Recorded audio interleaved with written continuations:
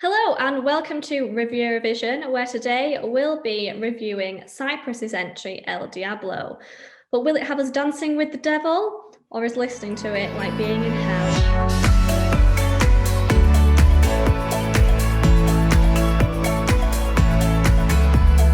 So, to give a bit of background about Cyprus in the Eurovision Song Contest, it's participated now 36 times, and the closest it came to victory was in 2018 with their song Fuego.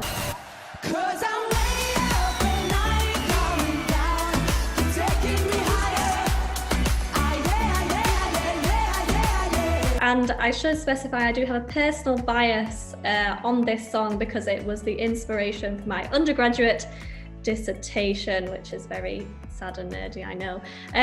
But other than that, Cyprus, it's qualified for the final the last 5 years in a row. So it's, getting a bit of a track record for qualifying. And this entry is quite interesting because it's drawn quite a lot of controversy from the Orthodox Church. I'm breaking through.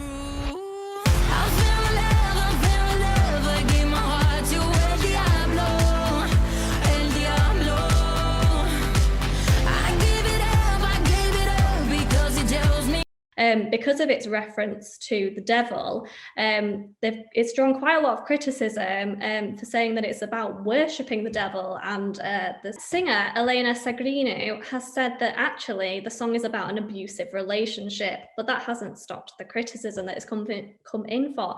But what do we think of it? James, I'll go to you first. I really like the song, I've got to be honest.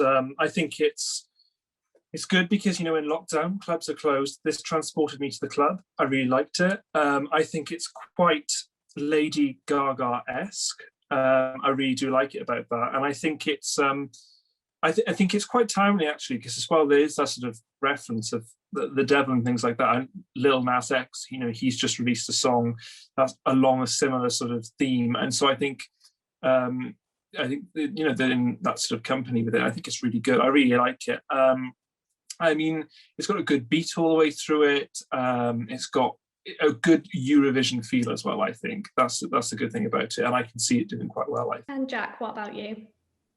Yeah, I also quite like it. I think it's quite the typical thing that Cyprus sends at the minute. It's all the same sorts of boxes. I should probably also preface, like Emily, Fuego is, for my money, the best Eurovision song of all time.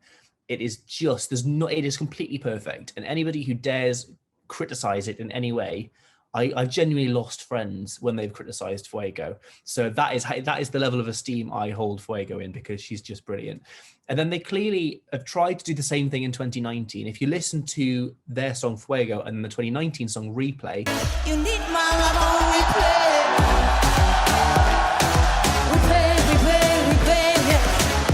They are pretty much exactly the same rhythmically. So they tried to play the same trick again, and I feel like they're doing it again this time around. But it's different enough to not feel like it's another copy, but you can tell they've tried to tick all the same boxes with it. And I think if you look at these three entries as like a trinity of sort of Cyprus entries by women doing dance songs, this is probably the worst, because I liked Fuego, I liked Replay. I like this, but not as much. I think it does definitely have staging potential, but Fuego is such a high bar that whenever you try and do something like it, you're inevitably going to fall short.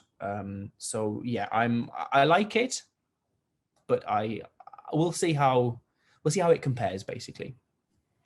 Yeah, it's interesting you picked up on the kind of similarities with Replay and Fuego, because that's something I picked up on as well. It seems as though Cyprus has found kind of like its Eurovision vibe in sending like these kind of quite sexualized female, performances that really kind of, they're good pop songs as well. I think Cyprus has now got quite a reputation for sending decent pop songs. I think they've kind of almost taken that away from Greece, because Greece used to kind of send that in the kind of noughties.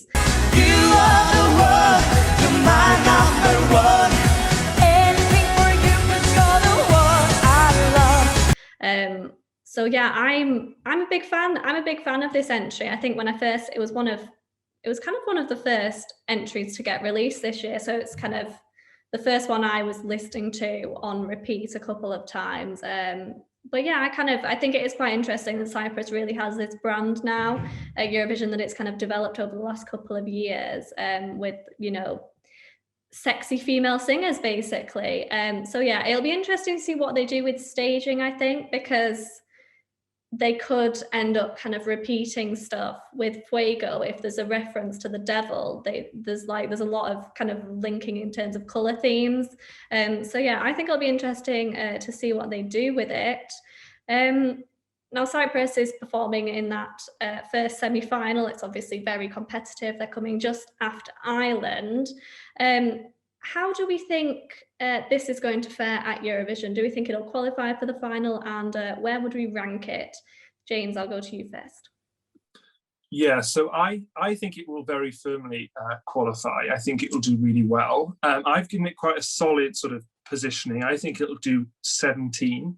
I think it could do better than that actually, but in the grand scheme, I think it's a good starting point for it, and I think it will quite easily do well, I think, with the public vote especially. And Jack, what about you? I would have said absolute dead cert qualifier based on Fuego's result, because she came second in that semi-final, only behind the eventual winner of the contest. She absolutely rocked it.